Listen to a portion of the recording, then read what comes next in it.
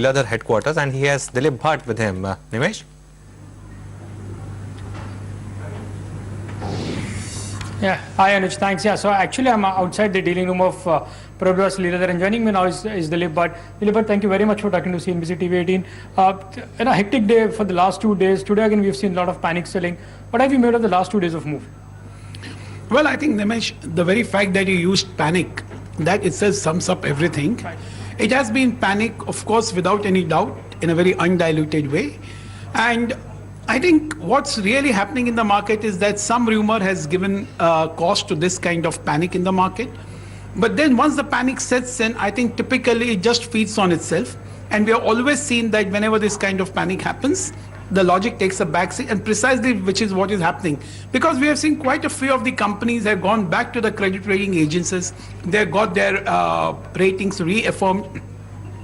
So some of those things are being addressed and they're being corrected. But somewhere either the market knows something much more, and which is what is causing the panic. That could be the other interpretation of this. Okay. Dilip Bhai, you've seen so many of these bull cycles and bear cycles in your history. What is this current connection telling you? Is this a good opportunity to buy, or do you think there is really something wrong which market is not understanding right now, and it will get punished more? So typically when panic happens, it's very difficult to say where it's going to settle down. But still, according to us, possibly it will take another, Nifty can come down by another 150, 200 points, not impossible to imagine.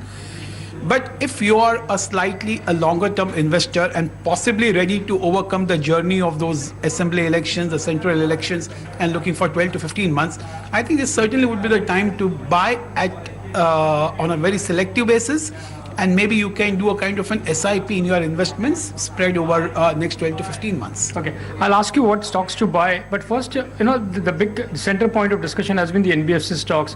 Given that there is a liquidity crisis, given there is this whole INFS hangover on the markets, what is the general sense on the NBFCs and housing finance companies at this point in time? So, well, I think that overall NBFCs are going to face a cost increase with Fed rate hike and the way the oil price is going up. And even India's central bank also has to raise the interest rates.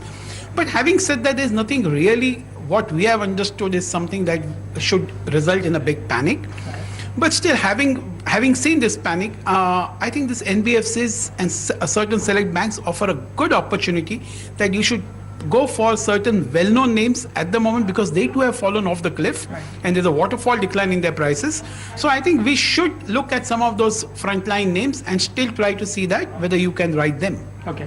Are you hinting towards HDFC, especially HDFC, because that's been the blue chip of the blue chip within housing finance companies? Even that stock is corrected 5% today. So within the housing finance companies and NBFCs, what would be your pecking order?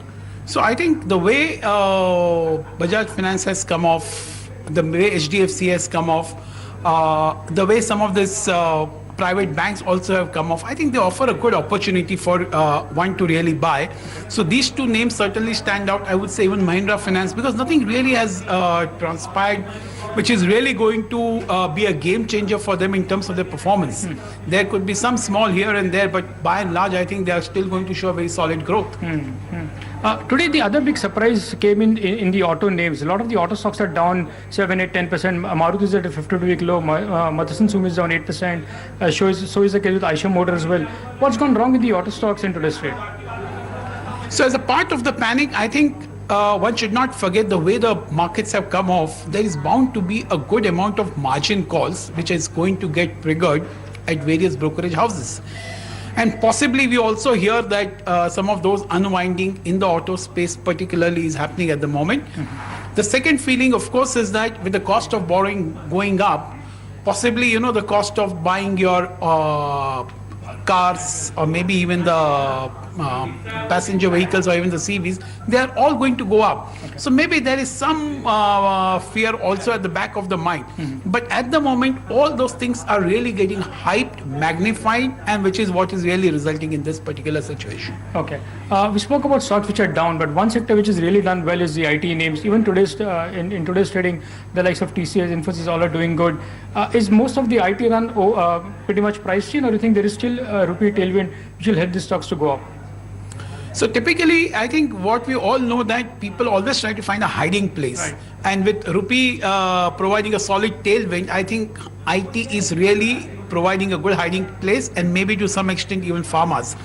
But still, I think in IT and pharma, there is we don't think that there is a secular story really building up in a big way.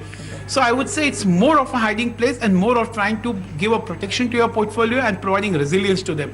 But otherwise, on a secular basis, it will be very difficult to recommend IT stocks at these levels. Okay. Dilip, the one leg of this Indian big rally is the domestic flows. You've seen solid inflows into mutual funds. Is that now getting questioned? Are you getting a sense from the dealing rooms that you spoke to that now even the DI seems to be a little reluctant in buying, or the inflows into the mutual funds are going to be tapered off because of this big sell-off that we've seen?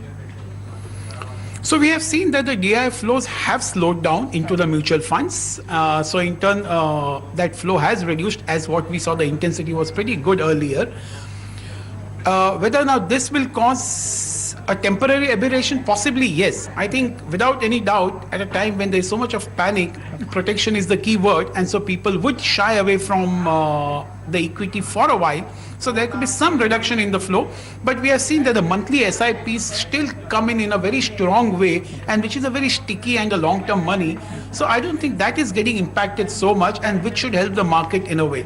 So I don't think that on an overall basis, it's going to come down in a secular way. Temporary aberration can happen. All right, Dilip, thank you very much for talking to CNBC TV. Always a pleasure. Anuj, back to you. All right, Nimesh, thanks a lot for that. So that's the view from Dilip Bhatt of Prabhudas Lilladher.